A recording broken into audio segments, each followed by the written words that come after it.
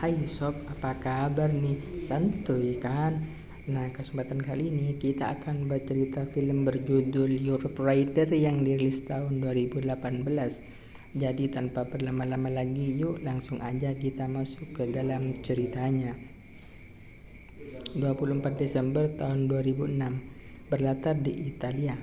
Dua anak kecil nampak menjadi sandera oleh kawanan penculik.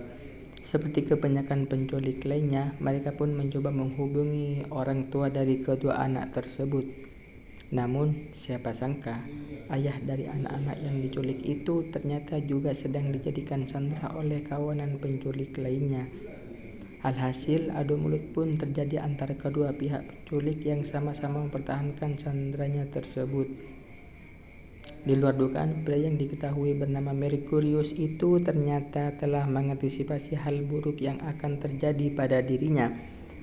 Hal itu dilakukannya dengan menghubungi pembunuh bayaran yang siap memberikan pengamanan penuh kepadanya.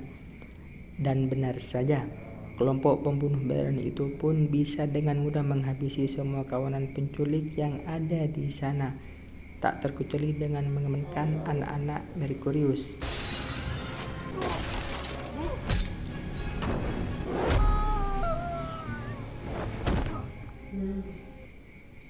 Usai berhasil menghabisi semua kawanan penculik, Mercurius dan anak-anaknya pun lalu dipertemukan di salah satu Chinatown di Italia.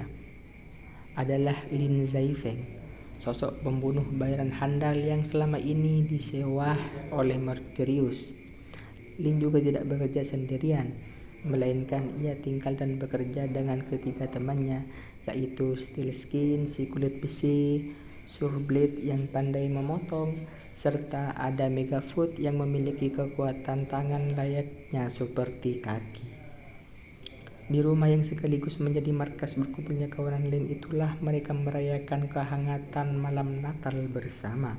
Dari pertemuan itu juga Lin mengungkapkan bahwa Mercurius adalah sosok hacker nomor 1 di dunia. Bahkan pria dua anak itu juga sempat melakukan aksi layaknya Robin Hood dengan merampok uang dari banyak orang penjahat dan menggajikannya ke badan amal. Mercurius juga berjanji ke depannya akan lebih fokus memperhatikan kasih sayang pada anak-anaknya setelah ia terlalu fokus dengan kesibukannya sebagai hacker selama ini.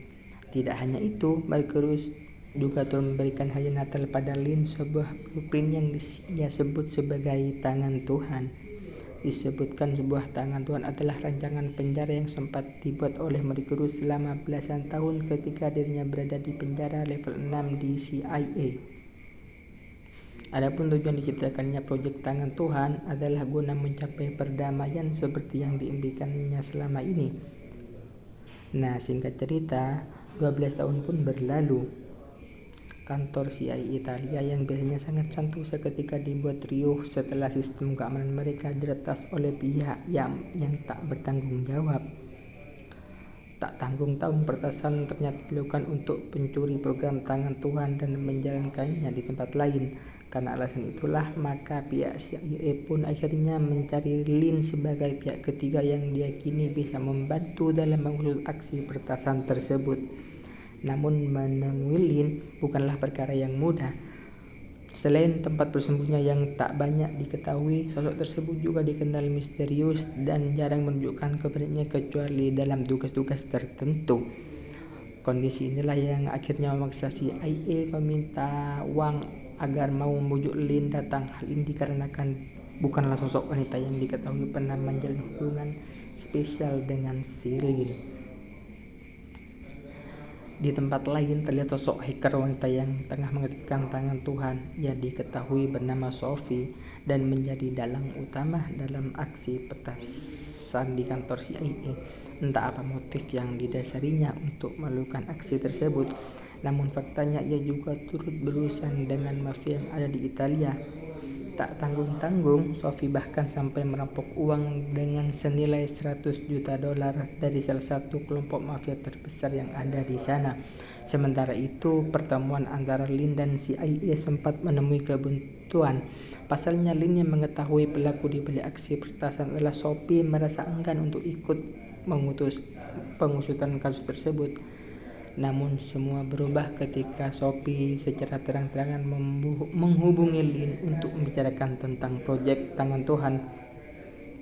Dari sinilah terungkap bahwa hacker wanita itu adalah anak perempuan dari Mercurius yang sempat diperlihatkan di awal film tadi. Sophie juga mengancam bahwa ia akan menyebarkan source code Tangan Tuhan secara bebas sehingga nantinya siapapun bisa mengakses dari proyek tersebut, kecuali jika Lin bisa membebaskan Rocky dalam waktu 72 jam. Sebagaimana diketahui, Rocky adalah adik kandung Sophie dan anak laki-laki mendiang Mercurius. Namun karena kasus tertentu, maka Rocky pun kini berada di penjara 6 CIA. Tak ingin membuang waktunya, Lin bersama Wang lalu mendatangi Rocky dengan lebih dulu memberi koordinat lokasi keberadaan penjara 6 CIA kepada Sophie. Pertemuan dengan anak laki-laki Mercurius pun akhirnya berlangsung dengan kekacauan besar. Sebab Sophie yang ingin juga membebaskan Rocky sempat mengirim sejumlah anggota mafia ke tempat tersebut. Namun keberuntungan nampaknya masih berpihak pada Lin. Ia dan Wang akhirnya berhasil membawa pulang Rocky ke markasnya. Nah, markas yang berada di kawasan Chinatown itulah memori lama Rocky kembali terngiang. Tidak hanya tempat yang dulu sempat disinggahinya bersama mendiang sang ayah saja, tapi juga pertemuan dengan ketika Lin selama ini membantunya menariknya. Sophie mengetahui lokasi tersebut, malah kini mengirim mafia lainnya yang membuat aksi kejar-kejaran dan saling tembak pun tak terhindarkan. Dalam aksi tersebut, Lin bersama Wang dan Rocky sempat terdesak dengan kejaran rombongan mafia. Namun hal tak terduga malah terjadi. Rocky yang selama ini terkesan diam dan tak memiliki bakat turun seperti ayahnya atau sang kakak ternyata malah mampu memberi kejutan yang tak pernah diketahui oleh siapapun. Dengan berbekal ponselnya, Rocky bisa mengarahkan satelit yang mengorbit di bumi untuk meluncurkan serangan pada rombongan mafia yang tengah mengejarnya. Sebuah tembakan seketika mampu menghancurkan mobil mafia yang sempat mengejar mereka. Alhasil, Lin, Wang, dan Rocky pun kini terbebas dari kejaran para mafia.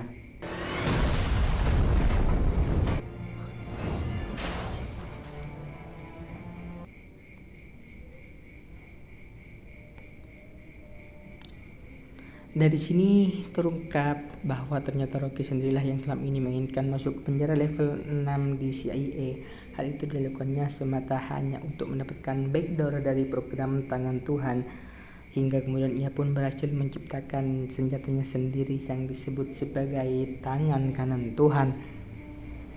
Program inilah yang sanggup mengambil kendali semua sistem persenjataan militer dunia, tak terkecuali dengan hulu ledak nuklir dan serangan satelit yang sempat ia gunakan tadi. Uniknya, semua itu ia buat semata hanya demi menciptakan perdamaian dunia.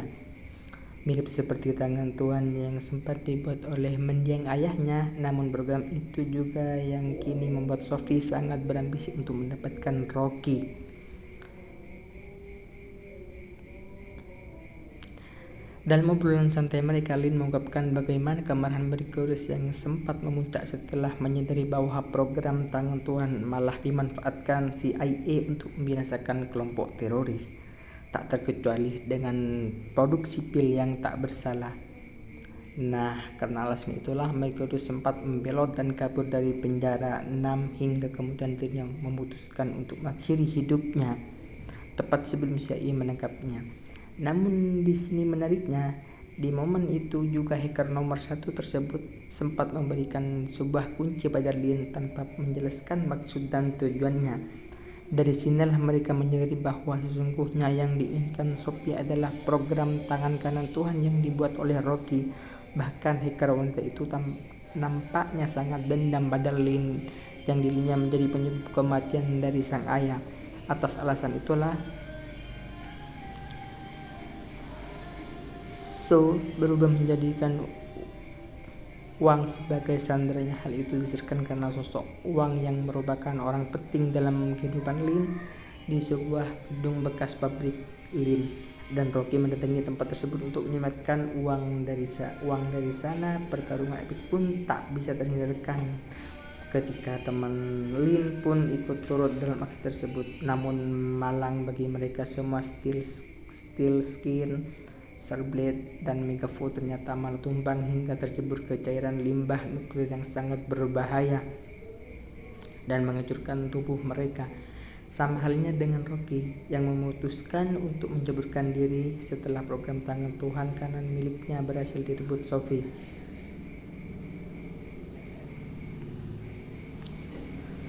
Hal serupa juga dialami oleh Lin. Ia yang sempat tertembak karena melindungi Wang malah akhirnya tercebur ke dalam cairan berbahaya bersama dengan Sophie.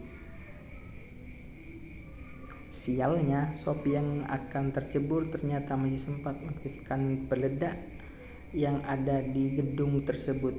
Alhasil, ledakan hebat pun meluluh ratakan sisi gedung itu. Setelah semua aksi tersebut, kini tinggal Wang saja yang tersisa dan harus menjalani hidupnya kembali tanpa adanya Lin yang selama ini sangat dicintainya. Menariknya, Wang yang berusaha merupakan masa lalunya malah kini mendapat undangan ke salah satu kedai pizza. Ternyata kedai yang ia tuju adalah milik mantan anggota CIA yang sebelumnya juga sempat bekerja sama dengannya. Dari pertemuan itulah terungkap bahwa ternyata program tangan Tuhan yang sempat didapat dari Rocky adalah virus yang menghapus semua data penting di kantor CIA. Hal itu juga yang membuat para petugas di sana dikeluarkan dari satuannya karena dianggap ceroboh dan telah gagal dalam misi mereka. Tidak hanya satu lokasi ledakan gedung bekas pabrik di kali itu sempat diperiksa, ternyata tidak meninggalkan satu mayat pun. Melainkan tim investigasi malah menemukan adanya pintu rahasia yang terkubur dalam puing-puing ledakan di sana. Sama halnya dengan limbah nuklir yang ditemukan sama sekali bekasnya, keberadaannya petugas malah baru menyadari jika tong-tong besar yang ada di lokasi hanyalah tong bekas tat saja. Mendengar temuan tersebut, Wang yang sebelumnya sangat bersedih seketika tersadar bahwa Lin benar-benar masih hidup. Dan semua aksi yang dilakukan bersamanya hanyalah siasat dari Lin semata. Kemudian di sisi lain, Lin bersama yang lainnya ternyata masih hidup dan mereka tengah merayakan keberhasilan di dalam kebudayaan CIA. Nah, disinilah akhirnya semua terungkap. Buat ternyata aksi dilakukan dengan melibatkan banyak pihak adalah rencana dari Lin itu sendiri. Hal tersebut dilakukannya atas permintaan dari anak-anak Merkurius yang ingin menciptakan perdamaian. Tanpa adanya program tangan Tuhan sebagaimana mandat dari ayah mereka. Di sini uniknya lagi, orang-orang yang terlibat dalam aksi Lin ternyata sama sekali tidak melibatkan anak-anak Merkurius. Sebut saja seperti Rocky yang aslinya adalah anak buah Lin itu sendiri. Sophie yang merupakan kenalan lamar Lin dan memiliki jaringan beberapa mafia ternama di Italia. Serta anak buah Sophie yang sebetulnya hanyalah dua magisian biasa. Nah, di akhir film terlihat Wang yang akhirnya bisa kembali bertemu dengan Lin. Keduanya pun nampak tak bisa lagi memendung rasa rindu di antara mereka. Dan dari aksi semua ini, film pun berakhir dengan begitu santuy. Nah, itulah loh cerita dari film berjudul Europe Rider yang dirilis tahun 2018. Semoga apa yang aku sampaikan bisa menemani di kala santuy ya sobat. Terima kasih telah menonton. Sampai jumpa pada video selanjutnya.